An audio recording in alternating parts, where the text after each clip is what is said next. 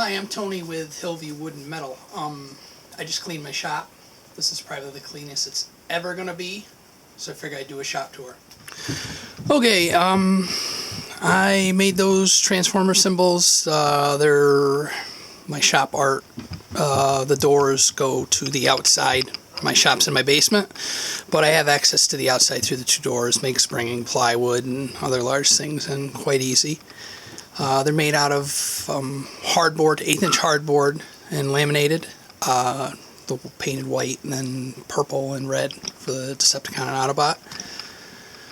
Over here is my lumber storage, more of my hardwoods, some exotics. I have a plywood cart that I made. You can see it's mobile. It has wheels that I took off a mobile base. It has offcuts, access to the offcuts. It really doesn't move anywhere, but I can move it when I need to get to my hardwood. I have a ton of red oak. I was lucky that I was able to get a red oak rough sawn, and it's been stickered for about 3 years, maybe 4 years, so it's all ready to go. I have cherry, Purple Heart, mahogany, walnut, pretty much the basics, nothing too extravagant.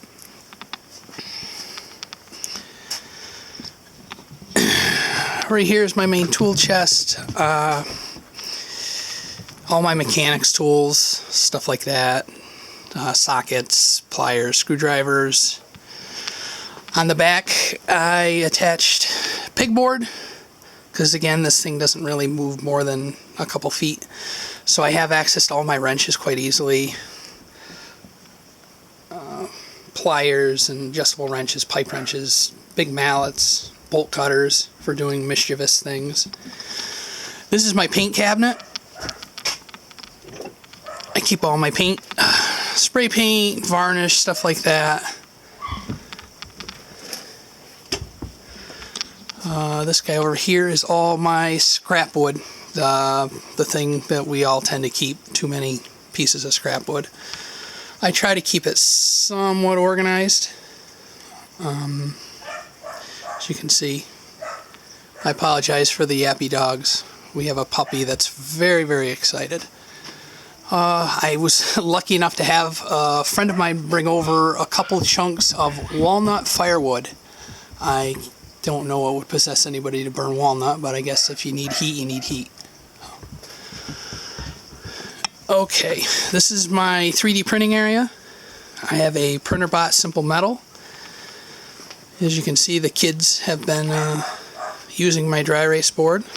They're more than welcome all the time down here. I use Simplify 3D as my main slicer. I love it. I think it's well worth the money. The PrinterBot is pretty much bulletproof, puts out beautiful prints. I just printed that little cat overnight last night. It's about 6 inches high. You can see the support material still on it, but it cleans up quite nice. Underneath I have tool storage. I've got a small Eastwood, I believe it's Eastwood is the name of the company, plasma cutter, little chain hoist, small 1-ton arbor press, fly swatter, and a chop saw. There's my joiner. I'll get to that in a minute. My bandsaw. I have just a simple jet 14-inch.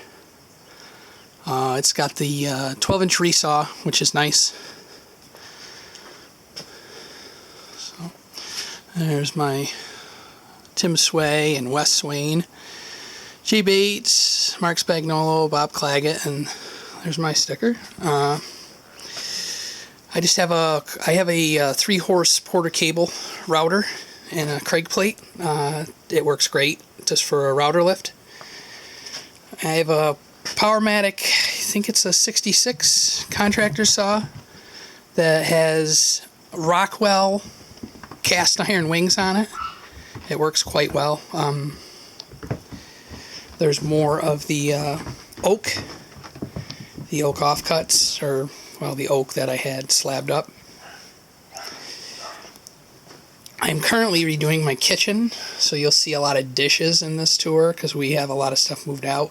This is all maple that I had fallen from our family farm, and that is all going to be turned into countertops. My charging station, nuts, bolts, staples, all that stuff, tunes. My father built this in Christmas of 1982 for my grandfather, and I was lucky enough to wrangle it from him. It was all made out of pallets a long, long time ago, and it's got room for dividers. It's all cherry and oak and pine. Nice little thing. This someday is going to be my super duper sharpening station. I got a granite offcut from a friend, and I use it for flattening irons and whatnot, and sharpening. Cabinets I made out of MDF for my glues and whatnot. My compressor, small Ingersoll. This guy right here, that's my shop vac. It's the J. Bates card design. I love that design. So I bought the plans and made that. All my table saw accoutrements. Router bits. I also have a small Tractor Supply sandblaster. And this is Henry. Say hi, Henry. This is my dust collector. It's a Harbor Freight that I Frankensteined, mounted to the wall. I bought a Win Industries filter for it and made a Thane baffle for it as well that sits on a 30-gallon or 40-gallon garbage can. I have hopes someday of running a 5-inch duct or 6-inch duct the length of this workbench, and then having T's branch out so I can use, I like this Rockler dust rate hose a lot. It's very flexible, goes a long way. So I got a lot of this from Stumpy Nubs. I really enjoy his videos and his homemade tools. My 12-inch disc sander, the spindle sander, my compound sliding miter saw, the Bosch 12-inch, a couple more belt sanders, my little jet lathe. I am doing a longer spindle job, so I have the bed extension. That seems to work really well. These are power tools that I usually access the most, so I leave them up on the wall. The rest are kept below in these cabinets, like routers and Sawzall, air nailers, the bigger air nailers. More on the cabinets underneath. On some of these, on the back sides of the doors, I have pegboard where I keep all my sanding discs, and down on the other end there's cutting wheels and belts for the belt sanders. Also, I had a bunch of empty space under the workbenches, so what I did is I had some old rollerblade wheels that were doing nothing, so I just made a simple box, and it allows me to just basically have junk storage or stuff I really don't have a home for. So that helps a lot, and it cleans things up quite a bit. Other stuff on the pegboard, I have straight edges, some winding sticks, another Chris Schwartz thing where you just take just basic aluminum angle and paint one color, the other leave bare, and you can use that for flattening boards, hand plane, hand clamps, long bar clamps, too long to store. This is my outfeed table. I've had it for 10 years and I still have yet to put the grooves in it for the miter slots. Basically I needed to, and so I just pulled the screws out so I can remove the table or move it out of the way if I have to. Someday I would like to do a Polk design workbench, kind of like Jay has, and use that as my outfeed assembly table. I've got a little Craig jig that I use every now and then for basic cabinet work. Below I have storage. I have my scroll saw. It sits on that melamine board with those star knobs. I have 4 holes that I mount this sits to, and I can mount it to the base securely. That helps a ton. That way I don't have to have a separate stand and it doesn't skitter around. I have an extra chop saw, my old Delta, that I use like if I'm needed outside or out on a job or something. This is my clamp storage slash joiner, planer, drum sander area. This is a design from Fine Woodworking that I built. It uses all inner crisscrossing PVC pipes, and it allows me to keep all of my bar clamps in one area, and it's even got room for the long ones. I've got a small jet drum sander, 12.5-inch Delta planer, and a small Delta 6-inch joiner. These are all mounted on wheels, so I can move this around if I have to. It doesn't move that easy, but it allows me, if I ever need to, if I had to rough up a lot of that or finish a lot of that oak, I could do it outside, just move it out onto the slab outside. This was my major project last year. It's the split top Robo. I built it from the Wood Whisperer Guild. It was a very fun project to build. I didn't have a ton of cash. I read on Chris Schwartz's blog about how you can use quarter sawn Douglas fir, which most 2x12s at the home centers are quarter sawn Douglas fir. So I was able to slab that all up and make my slabs. Of course, I was trying to cut corners, so I didn't want to spend the money on the bench-crafted vise hardware. I made my own. I bought a cast iron handle, or hand wheel, from McMaster Car. I put my little logo on there. I basically reverse engineered from photos and whatnot the vise assemblies.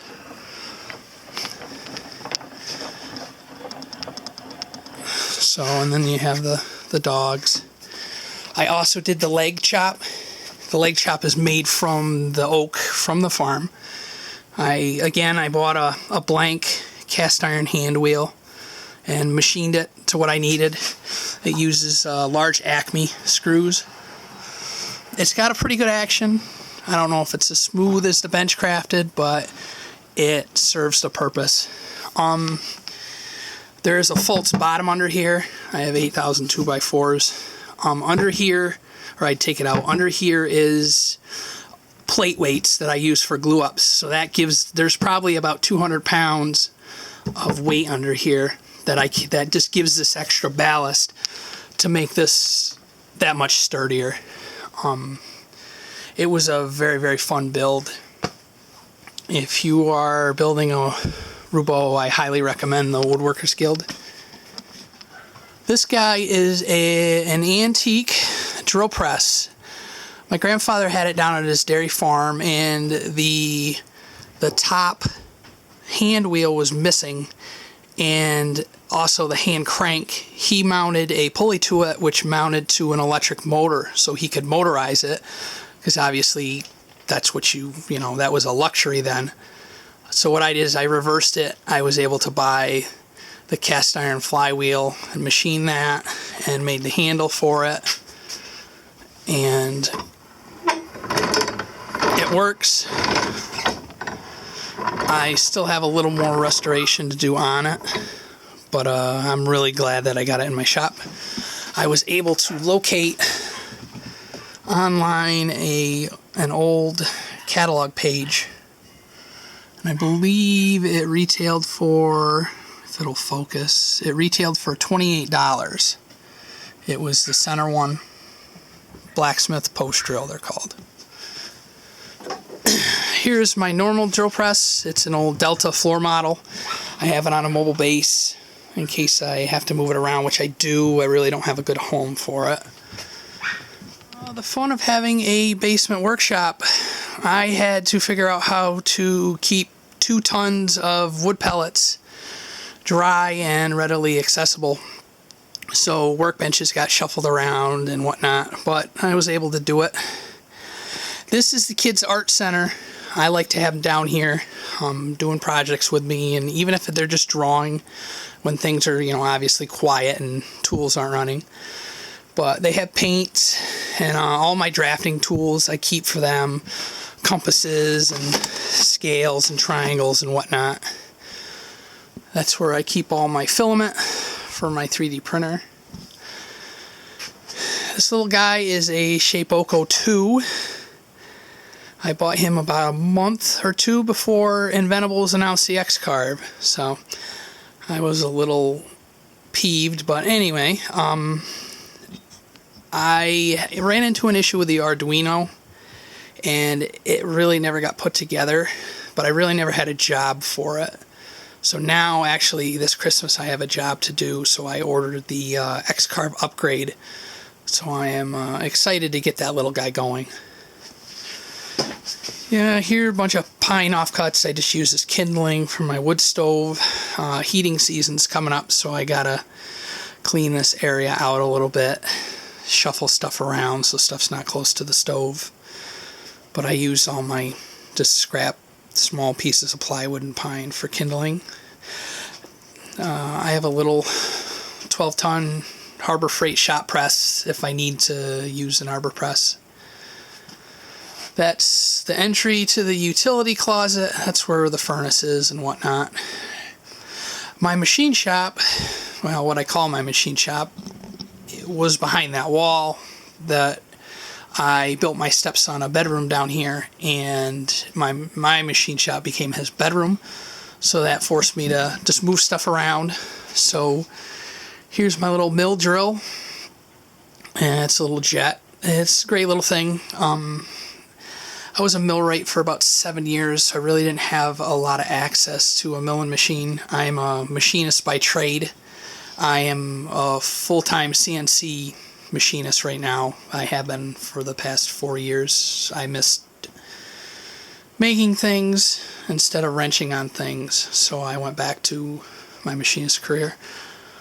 This is a lathe. It's a Metal Max, but it's actually a jet.